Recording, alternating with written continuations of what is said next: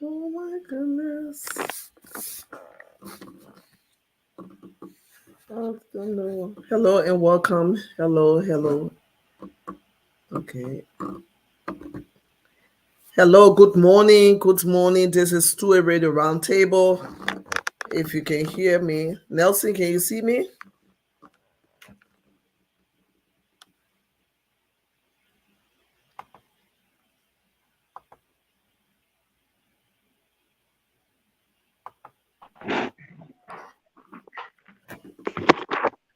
Hello and welcome. Oh, I'm having a little technical problem this morning, so just bear with me.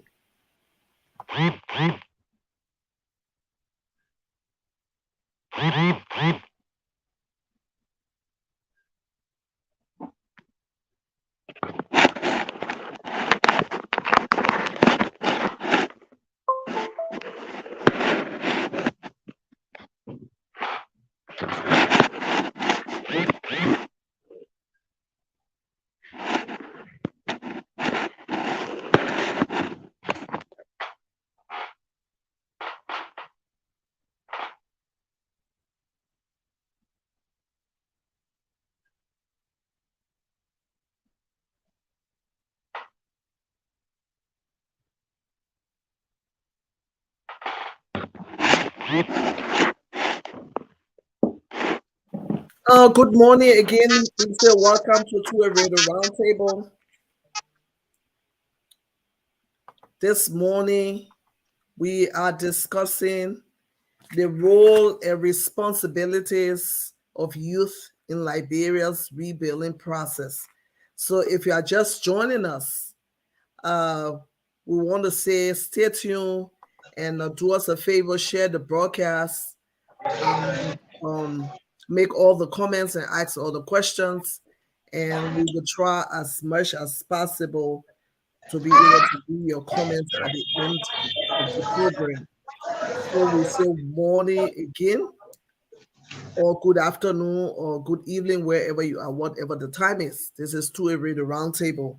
And today I have with me in studio um, some personalities, and I would like them to introduce themselves. And so we want to start with Mr. Ty UB Garnett.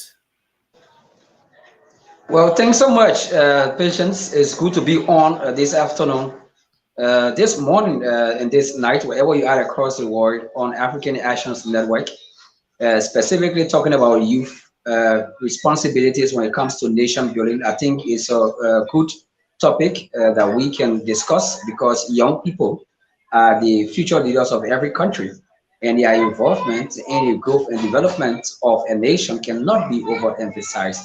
So I'm humbled to be here with you on this platform. I hope we can discuss interestingly issues that will affect the growth and development of Liberia and other countries across the globe. Thank you so much. Nelson, Nelson, can you flip your camera because you're kind of on the side? We need you to be, yeah, straight. Nelson, are you there? Yeah, that's it. Yeah. Thank you. Yeah, just introduce yourself. Okay, thank you. So, for listeners, again, my name is Nelson Tieto Jr., and I'm a Liberian and the executive director for the National Youth Development Program, and also the field supervisor for a disabled focused nonprofit organization in Liberia named the Destined Case Assistance Program. Besides that, I'm a student who studied public policy in Rwanda Masters, and I'm a youth advocate. Thank you so much for the platform, and thanks to those who are following. Thank you, Nelson. Thank you. And I went to a website called youthpolicy.org, and I was looking at the statistics as a concerned Liberian youth. And in that document, we saw that the youthful population is like 58% in Liberia, the youthful population. And we have like 25% of that youthful population in the rural areas. And we have 33% in the urban areas. So that brings me to my first question this morning. What is the benefit of having a youthful population? I want to start with Ty. What's the benefit? Can you kindly come again? The benefit of what? A youthful population. We see that the population of Liberia, 58%, according to this document, 58% is a youthful population. So, what's the benefit of having a youthful population? There is a huge benefit when it comes to having a youthful population, particularly looking at manpower and looking at their own contribution. You know, when you are young, biblically, it is often quoted as saying, whether it is day, because when it's night, no man will have the chance to work. So that is squarely talking about your youthful age. So having a youthful population is a plus because trust what? When folks reach a certain age, they will have to retire and leave the workings when it comes to development of any institution, organization, or a nation at large to the youthful population. So there is an enormous benefit of having a youthful population. Talking about the workforce, as I said earlier on, that is one of the key reasons why it is beneficiary when a country has a youthful population, and also decision making. Decision making, when you have a youthful population, decisions are being made by young people. And those decisions the young people make has the propensity to see a nation drive forward or to see that nation retrogress. And another thing we should look at, so much more important when it comes to the benefit of having a youthful population, has to do with the human resource development. Because if the young generation is capacitated when it comes to human resource development, you will always find production at a high level. And lastly, what I want to stress on has to do with innovation. Young people are very innovative. Many of the discoveries that we are seeing, the inventions across the world now, they are then done by young people. So it is so much more important, it is beneficial. But I think there are other things we have to talk about when it comes to the advantageous part and a disadvantageous part. But as you asked the question rightly, the benefit, they are just enormous. And I think if we can work on those key issues that are just online, we can have a very effective and efficient youthful generation. Thank you, Ty. I want to ask the same question to the rest of the guys. I want to go. Lawrence is just joining us. Can you introduce yourself briefly before we continue? Lawrence, welcome.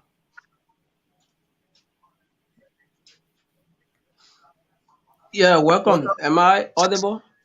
Yes, you are. Yeah, let me say, well, Frank, sorry for joining late due to some technical problem.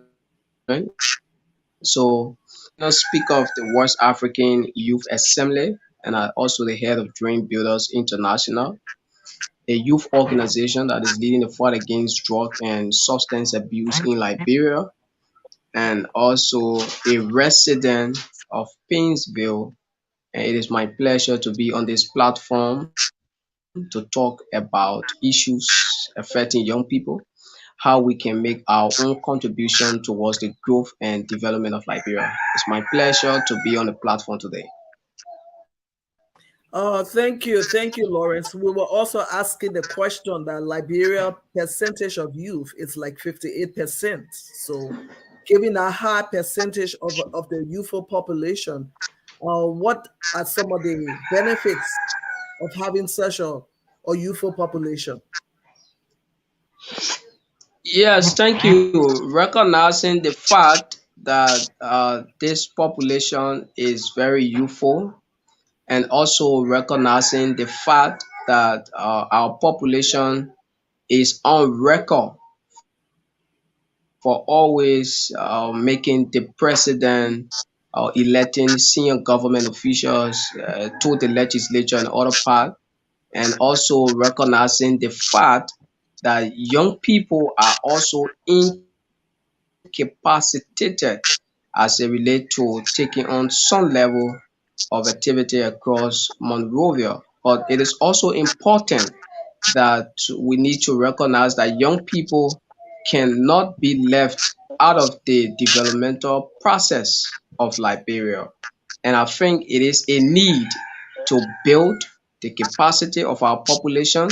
There is a need to also recognize that young people too cannot always be in the back. And what we young people bring to the table, one, we come to the table with innovation, we comes to the table with passion.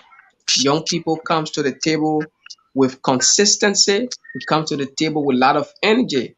And this was also agreed upon by the Canadian Prime Minister Justin Trudeau that also supported a generational change, that there is a need for young people to actually take the stage as it relates to the issue of governance, that young people should take the stage as it relates to the issue of development, that young people should take the stage as it relates to the issue of the presidency, but recognizing the fact that we have a very youthful population. This population is also challenged. Recognizing the fact that this population making official government, going to the ballot box to have a change on Lawrence, leadership, I'm going to this hold you there. generation is also Lawrence, challenged as it relates to the issue of Lawrence, drug abuse as well. Lawrence, I'm going to hold you there. We are talking Yeah. about the benefits right now. We're going to come to that. We want to know the benefits of having a youthful population. But having said that, we're going to come back to the challenge. Let me go to Nelson and the same question, Nelson. The benefits of having a youthful population. Thank you for the recognition again. So we want to look at the issue as a subject that cut across uh, the issue of future, the issue of foundation, and that is a generation to come. So the benefit of the youthful population, particularly, I want to look at the issue of, the labor force, right? So, like you said, 62 between 62 to 63% are young people, and if you have this number of between 60 to 63% being young people or being represented as the youthful population, that means the country, the development of the country lies on young people. So when we talk about the benefits of the youthful population, we'll be looking at their contribution to labor force. That's one of the things we'll be looking at. You also consider development, right? Development in terms of, the human resource, the manpower development, and the level of education to contribute to society building. So these are factors that you want to consider whenever you talk about the benefits of the youthful population. How, what the country stands to depend on in terms of future. Thank you. Um, Given the percentage according to this research, which is 58%, and we see that Liberia has a youthful population of 58%, and decision making, it means that decision making lies in the hands of the youth. So looking at this number of percentage, if the country is not developed, who is the number one person we should be calling on to ensure that things that are not, available, like you talk about decision making, which is, something that lies in the hands of 58%.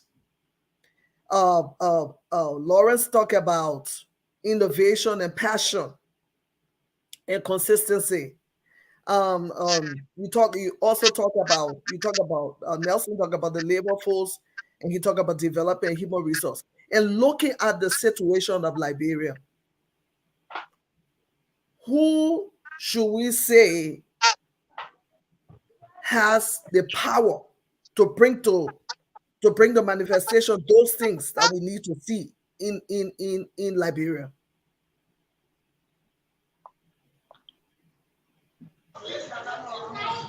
Well, honestly, I will revert to our constitution that says all power is inherent in the people, and all free governments are instituted by their people. This is to say that Liberia is a democratic nation. Decisions made politically must be done democratically. That's why we always assume Liberia now as football Liberia, because any decision made that will have someone forcibly brought to power is not a democratic process. So all power is inherent in the people. And if you are saying all power democratically, we have the majority and the minority. The majority is the highest decision-making body, and the minority is subjected to the majority's decision. It also happens at Liberia's bicameral legislature. So if the youthful population constitutes 58% of our total population, as per your statistics provided, I think it is incumbent upon us to agree that the young people are responsible for the current developmental drive of Liberia. Though, understandably, they've elected leaders to govern them, but they are decision makers. That's why I always say to Liberians that those that are elected into public offices, we should be cognizant of the fact that they remain our employees. We employ them. They are paid with taxpayers' money. So they are subject to our instructions. And that's why Article 17 provides that we can petition them. At any time, we can converge and petition them where our safety so required. So if we can subscribe to those organic laws that guide our survivability as a nation and as a youthful nation, I think we will understand clearly that we are the cause of our own problems. So the Thank young you. people should be held liable. Thank you. You want to respond to that, Lawrence? The same question. Who should we hold responsible for the situation right now happening in Liberia? Uh, let me little bit constructively disagree with Garnet. I see him shifting blame on our youthful populations, Yeah, and which let's of get this course straight. We he are revert to the Lawrence, constitutions of Liberia. Lawrence. Yes, we are Yeah, basing our answer on. Yeah, you can yeah, disagree, I'm but I hearing. also want you to understand that given the percentage of youth in Liberia, Yeah, sure. given the percentage, given the power Yeah, that they definitely. have constitutionally, the power they have Mm, bring to bring people to book, the power they have to put people into certain strategic position of leadership. All that is inherent in the people according to the constitution. So mm. looking at these organic laws and the factors that we see around, who should we blame for what is going on? Yeah, in context, considering the fact that we have 58%, according to the statistic of Liberia population, they are all young people. Sincerely, we as young people must be held liable for bad governance.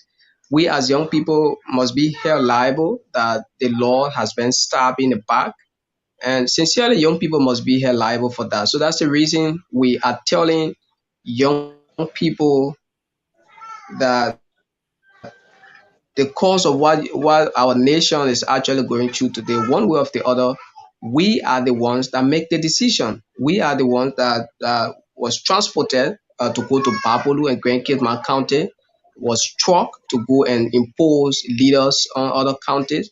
So I think in contest, the young people must be held liable for the way and means in which the government now is being run by some government officials and the way things are actually going. So in contest, the young people must actually be held liable for that. But I think there is a need, there is a gap here because one, most of our young people today, they should I say they are not reading through the lines. Most of the young people today, they are not analyzing what am I voting for. That's why we told young people your future is on the ballot. That's why we told young people the health of this nation is on the ballot. That's why we told young people the education system of this nation is on the ballot. Don't vote for rice. And most of the young people go to election and vote for rice. Most of the young people go to the ballot box to go and vote for T-shirt.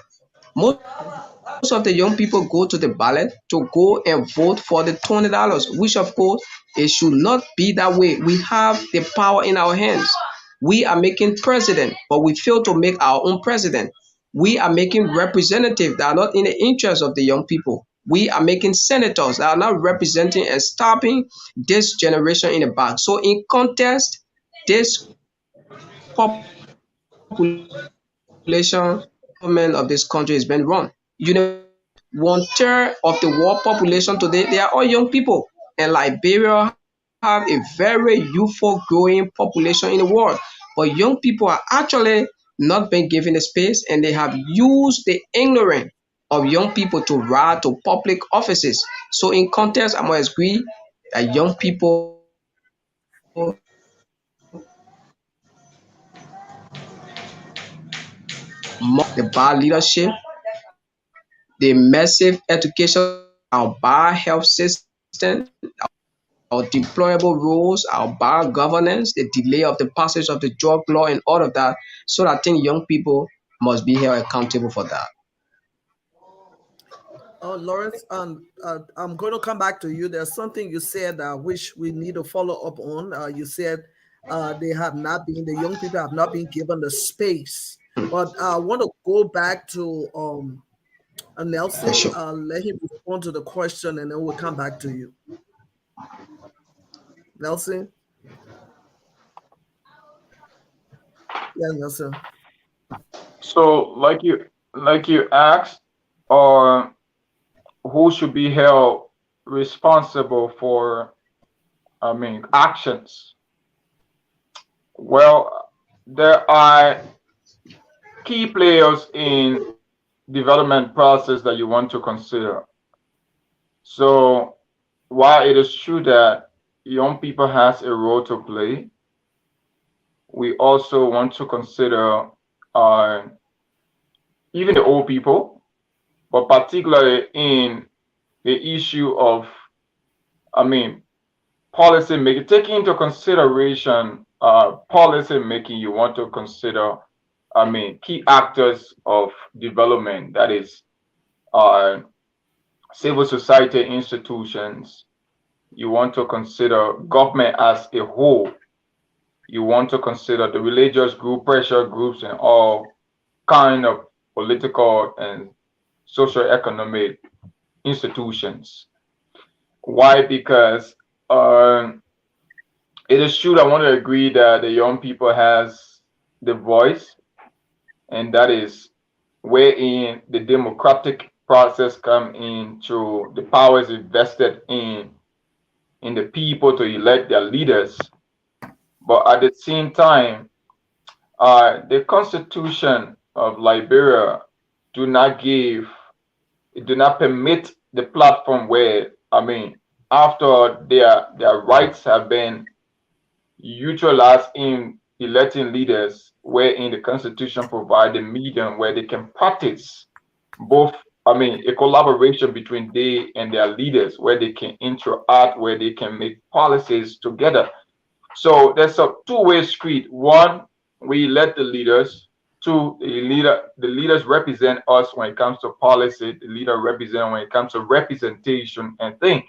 So you understand that many of those things that are to be done in honor of young people or in representation of young people are done without the young people. We let them, but it's not done with us, with inclusive society. So in the end, you find out that we talk about, well, it's true, we talk about inclusion, but those who make those policies do not take into consideration those who the policy affects. So in the end, young people. Oh, sorry, Nelson, we lost Nelson over there, and hopefully he can be back soon. And okay, yeah, Has this been is to a radio roundtable, and we are in discussion this morning with couple of young men, and we are discussing the role and responsibilities of youth in Liberia's rebuilding process. So, Nelson, we continue with you. Thank you. So, like I said, in policy making, you can make the policy without those who the policies affect. So, you want to consider young people. Why it is true that yes, they are the ones who the democratic process gave the power to elect leaders. But then when those policies that should affect them is not made with them, then it becomes a problem between them. So when you say who should be held responsible, I'll tell you society as a whole, because the society that we live in is constructed in a way where it deprives young people of certain political rights. Why it is true that people talk about political issues, they have the right to vote, but the society limits young people on some level of decision making. The brother in studio, my fellow comrade, make mention on the issue of, I mean, young people having the right to vote and to petition. Yes, it is true that they have the right to petition, but how many districts in Liberia or counties you have heard or seen young people petition lawmakers? Because there's a different politics that is played in Liberia. So I think the society as a whole should be held responsible for I mean the actions that is played and the poor participations of young people in development. So, if you elect a lawmaker, or that should be speaking for you and should ensure that the workings of the different government agency that are responsible for certain things or certain actions, they are doing what they should be doing. And if they are not doing that, Nelson, will you flip your phone, please? Okay, sorry. Okay, when you elect people, because you said they deprive when they when they are into the positions, the young people are deprived, and it's almost the same as Lawrence saying they have not been given the space. Now the Constitution provides for petition. You can always bring them to book. So what's stopping young people from holding the leaders accountable? What is stopping them? Can you switch the question to somebody else and I can come in Yeah, later? I want to go to Lawrence. Okay. What is stopping young people? Yeah, what is stopping young people from holding their leaders accountable? Because if I put you somewhere and you're not performing, I need to take you out. And so that the person that I believe will be able to do the work. That's why they fire people. That's why people are hired and fired. If you are not performing, they fire you and they replace you with someone else.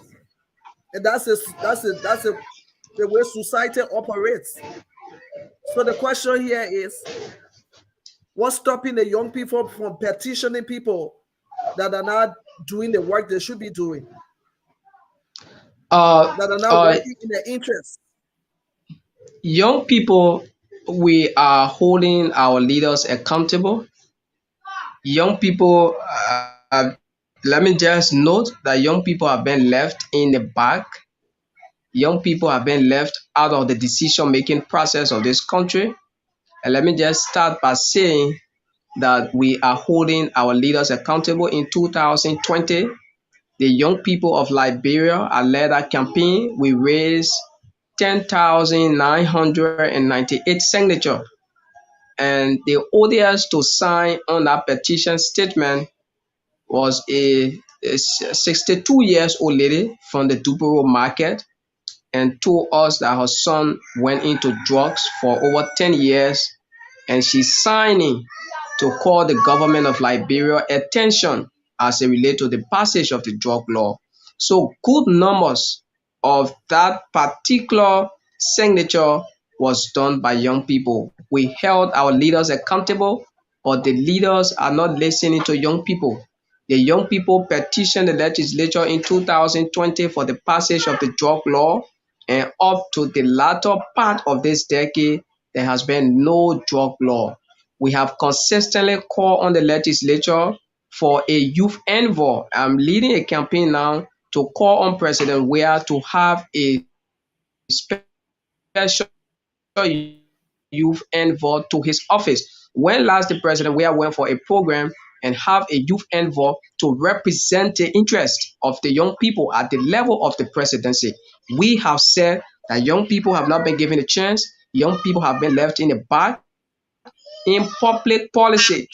Those the policy will affect should be part of the policy making.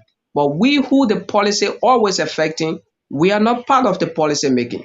The young people of this nation have said we need a student loan program that will give young people an opportunity to go to school. Our leaders again put us, young people, in the backstage. The Ministry of Youth and Sports that is responsible to coordinate the affairs of young people, the man that is heading the ministry, he's no longer a youth. He no longer a youth. Minister Wilson is over age. He brings nothing to the job. He have no passion. He have no innovation. He have no vision for young people. They carve the National Youth Manifesto, and that policy did actually not focus on how will young people succeed in the next 20 to 25 years. Agenda 2063 define it. It did not go in details about the role that young people should be playing. It did not give a space for young people to take over.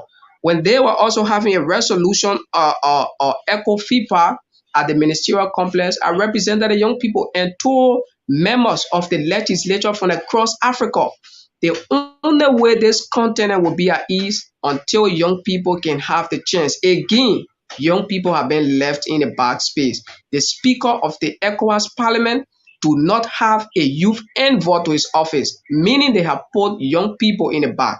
President Weah do not have a youth envoy to his office, meaning they have put young people in the back. The Minister of Youth and Sport, that is over age, do not have a youth envoy to his office, meaning they have put young people in the back. That's why we said in 2020 during the Youth Summit in Painesville, we said we are not too young to lead. We said this is a time for generational change. Young people, we too have a voice. Why will you come to young people only during election time? So the society has been created in a way that young people have not been given a space. You have a minute portion of young people today held in senior government senior government position. But as soon a young man go for a program, you begin to talk, they put you in the backstage. I went just to conclude, during the national dialogue, multi-sectoral dialogue, I represented the young people a 3-day working session to develop a comprehensive drug law for Liberia. I was the youngest in that particular forum. When I raised issue, the senior elder said, young people, you have to get in the back. So our society have been modeled in a way that, hey, young man, this is not your time. You have the future. The future is ahead of you. That is an excuse they always give. Hey, you are the future leaders, but they are not preparing the future leaders. They are not giving the future leaders a chance. So they put young people in the back. Until that happens, the young people will always be in the back. You cannot make the policy, and those the policy will affect not be part of the policy. Must rather have 17 districts. The youngest lawmaker at the parliament today is Representative Russell Swakoko Dennis. All of those guys at the parliament, they are no longer in a youthful age. So they have starved the youthful generation in the back, and they are not giving young people the space. Ty, you want to also respond to the question of what's stopping the young people from, from petitioning, from holding accountable those people that, they put into power to be their voice. Well, I would say two words: poverty and illiteracy. Those are the two things in my mind that I think have held young people back from taking serious national decisions, particularly when it comes to petitioning their lawmakers to do just the right thing. Now, whenever there is an election hearing period, there are two tables that are established in Liberia normally. There are always two tables. The table of bargaining, wherein votes are exchanged for cash, t-shirts, and rice. And we have the table of understanding, wherein people sit in dialogue and look for a way forward. You find many young people running on a table of bargaining where they do exchanges. And proudly, they just ended 2020 special senatorial election in this modern dispensation. Yeah.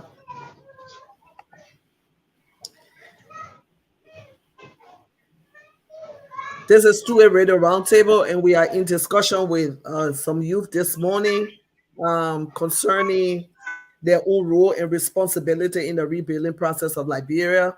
And we are talking about uh, what's stopping the young people from holding accountable those that they gave leadership to, those that should be the voice, those that should make things happen. Ty is a little bit frozen, so we'll go to Nelson. Are you there?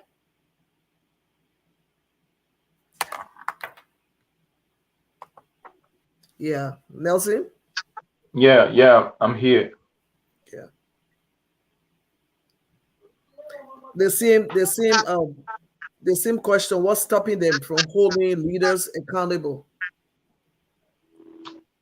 So it just like we are going back to I mean what I said again. Mm-hmm. First is that let's look at who is a youth in Liberia and what is stopping the young people. Mm-hmm. So you want to look at it from two to three different dimensions, the issue about youth. Okay. So when you look at it from the dictionary aspects of that word youth, especially when it comes to Wikipedia, to talk Mm-hmm. about the period between childhood and that of adult. And United Nations has her own definition for youth, right? Yeah. So it talk about, I mean, according to the international, I mean, Oh, let, convention. let's let's limit it to Liberia definition. It's between 15 to 34. So okay, all right, great. So you want to limit it to Liberia definitely. I think when we come into Liberia, there's different things that you want to consider when it comes to youth in Liberia. Mm-hmm. So I like the way my fellow said. He mentioned the issue of poverty and illiteracy. These are key issues that whenever you want to talk about youth, you will not, trust me, you will not let go of, because due to the poverty that is in Liberia, it limits people that is even above that age to reduce themselves in the age as a youth. So I'll share a quick example with you. Few months ago, a year ago, the Ministry of Youth and Sport had, I mean, the supervision power over the vacation job. And I noticed while the vacation job process was going on in that line, you have someone who was between the age of 60 to 64 in the number. And there were confusion that I mean disagreements that sparked out in that number. And that was how I actually got to know his age, wherein this old man spoke to the young guy saying, "Do you know my age? I can born you. Even my last son is older than you." But remember, that was actually a vacation job for young people. He also mentioned the youth and sport minister, Minister Wazin. You want to compare the age of Minister Wazin to that of the Liberia definition for youth. When it comes to the president's appointment, it is in his purview. I mean, to decide who to appoint to strategic places. So, in that case, sorry. So he appoints. Yeah, I think you want to say that it's a different. I think Yes, you want to say that it's a age different does not aspect. apply. Yeah, But that's. I think you want to say that it's a different aspect. It's a political. I mean, yeah, aspect. yeah. But if you say it, then we as policymakers will be saying that. I mean, then it's a contradiction to I mean to the constitution, to laws, and to development. Because why it is true that it's a political position, but the position represents a particular sector, a particular group of people, and you want to consider the age of those who represent the young people as in relation to the young people who they represent. So I want to agree that yes, a political position, but how can a 65 years old man represent 18 to 25 or 30 years old people? So then it's a contradiction to public policy. Now, what we are trying to say to you is that those who make the laws for the people should be in accordance with the needs of the people, the prioritizations of the people, the basic necessity of the people. Because until you know these things, until you make the laws of the policies with those who the policy affects, you will be in a contradiction. And that is what happened into Liberia. So we let the leaders and we expect them to also come back to us when it comes to making decisions for us. What are those decisions that are necessary for us?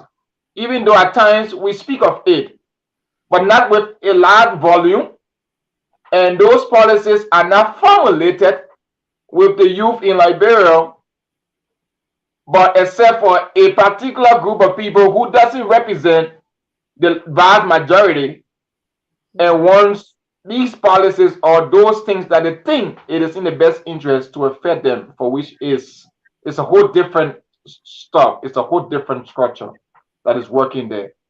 So those who we elect are the ones that is responsible for, I mean, for the bottlenecks to what you face in Liberia. Yeah.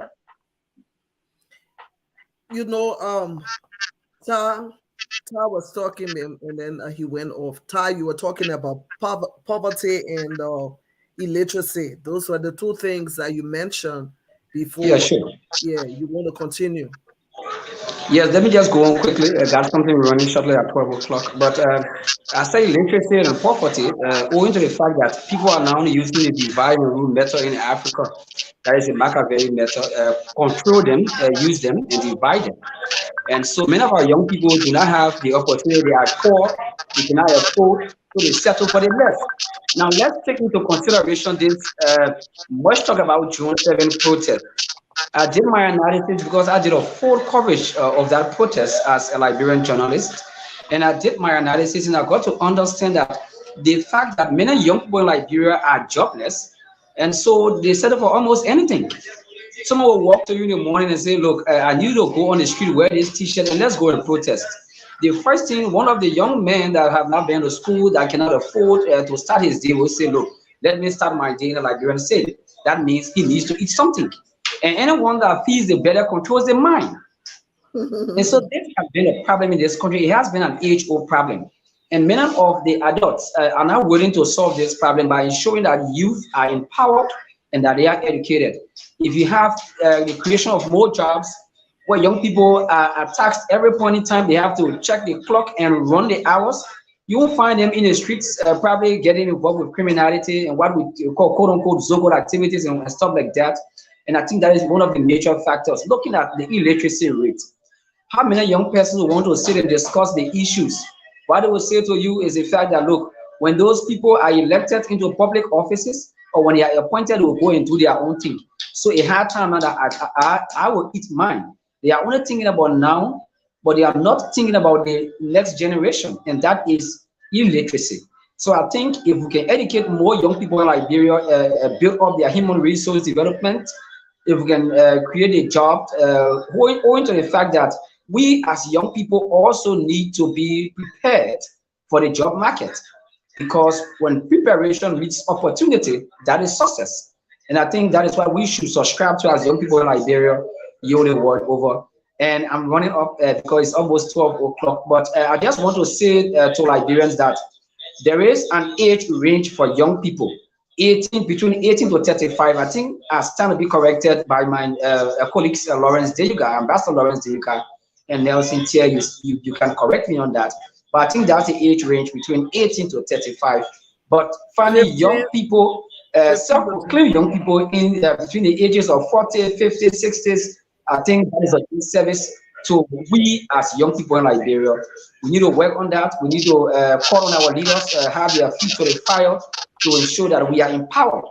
And before we get empowered, we need human resource capacity building, where we can have the skills, we can have the technical know-how, we can have the knowledge to see as to how we can fit in society. Because mind you, if the jobs are available and we as young people are not fully prepared for the job market, you cannot get the job. Because jobs are given to young people, though we are young people, those jobs should be meritorious. Those jobs should be based on merit and not favoritism. So it's not because you have the contact, you should have the job, but you should be prepared, qualified for said position. So I think we have greater role and responsibilities as young people if we must see Liberia move in a right trajectory towards lasting development. It is incumbent upon us to, at every point in time, understand that the burden of Liberia is on our shoulders, and we must take that responsibility. Until we can wear that cap, we cannot see Liberia move forward. We should stop the blame shifting and work towards making Liberia a better place. We should stop blaming the old age politicians with their old political style. We should stop blaming those that led this country before, and we are on the stage. We should take the stage now and move Liberia forward. In my honest opinion, that should be our own role and responsibility as young people of Liberia. Thank you so much, Ta. Time is fast spent, and we got to run up. So we're going to take our closing comment. Nevertheless, I want you to know that this is just part one, because we need to continue this topic. We need more, what do I say? More discussion on this, more awareness, and so we'll continue with part two of this discussion. So nevertheless, it has been a wonderful interaction, and I would like to take your closing comments. I want to start with Nelson. And thanks for those who are following. So I like the way you are providing knowledge to Liberians all over the world. And like this issue of youth is a key issue to development. Yeah. And it's something that should be discussed both in and out of Liberia, day in, day out.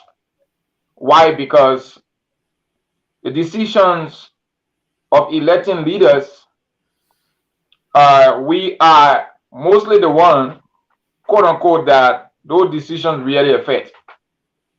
Because the education sector, today, education is different, wherein you see more young people in schools than that of those days where there were older people. So it means for education, young people are more interested in it. And even our health sector and workforce development, like I talk about labor force when it comes to, and the group of young people. So discussing issues of such matters a lot, and it is an avenue for policy makers and decision makers who are in Liberia to follow these platforms to understand the voice of young people, how they feel, and how they themselves can check my key points. To be able to subscribe to our objectives. Again, when you talk about who should be held responsible, like I said, there are so many factors you want to take into consideration, both for the young people and that of those who make policies for the young people or who represent the young people, for which we can overemphasize that. And thanks, I will always love to be on your platform, even when I'm in Liberia, that I'm there to go to Liberia soon. And these are things that we should always talk about. Thanks to all the other young people who are represented in studio here. I pray that we can all contribute our little ideas and things so that the little development that can move out to Liberia can be a success for every young person. Thank you. Thank you so much. That was Nelson all the way from Kigali, and we're glad to have you on the program. And hopefully, we're going to be back here soon, because we need to continue this discussion. We want to take our closing comments from Ambassador Lawrence. Yeah, again, let me say thanks to the platform for giving young people the chance. We have said consistently we are not too young to lead, and no matter what happens, this generation must actually take over. I think gone are those days that you put young people in the back. It's time for the government to rise to the occasions to realize that young people too can make a change at the legislature, that young people can also make a change at the level of the executive branch of government and all of that. So we want to encourage our young people, don't be used a politician, don't vote for rice, don't vote for teacher, go and vote for the future of Liberia. That's why we have launched a campaign, Youth Election, ahead of 2023 in maintaining the peace. We have realized that this older generation has reduced our young people to violence. They have reduced our young people to zogos because they don't want to give us young people the chance. I think the generational change put it right. Young people come to the job with boldness. We come to the job with passion. We come to the job with energy and innovation. Thanks for the time. And it's actually my pleasure to be on your show. And we hope and pray that we can run series of editions of this particular initiative so young people can find their space in society. So thanks so kindly for giving us the time to make the case. But in a much, some young people are also prepared to take on the task of nations building. Thank you so kindly. Oh, you are welcome. I agree with you. We need to keep the awareness going so that people can be properly educated, or come to the understanding that the voice have power. If you are a population of 58% of Liberia, then you should be where you want to be. First, you elect the president. You have a voice to elect the president. You have the same voice to elect your lawmakers. Even if the president appoints people to serve in different ministries, it is your lawmaker that you elected. They are the one that confirms those people. It is still you speaking. You are still speaking indirectly because you trusted that lawmaker and you voted for him or her, and they are in a strategic place now to speak for you. So whoever they approve or they confirm, it represents your voice. You are still speaking. So we want to say thank you, and we'll continue the awareness, like Tar rightly said, illiteracy and poverty. So we need to keep informing our people that they need to move from where they are. They should look at themselves and compare themselves with other people that are in more developed countries where they are. It's not magic that the people are playing on the other side. but it is because of the kinds of people that they elect into power that bring them to where they are. Jobs are created. The passion is turned into um uh, fulfilling the things that they desire. So there's a lot that is happening when you elect the right people in the right places. So we want to say thank you for joining us, and we will be here again with another edition of To a Radio Roundtable. It has been a real pleasure discussing this morning with all of you. And have a wonderful, blessed rest of your day. Thank you so much. Thank you. Thank you too.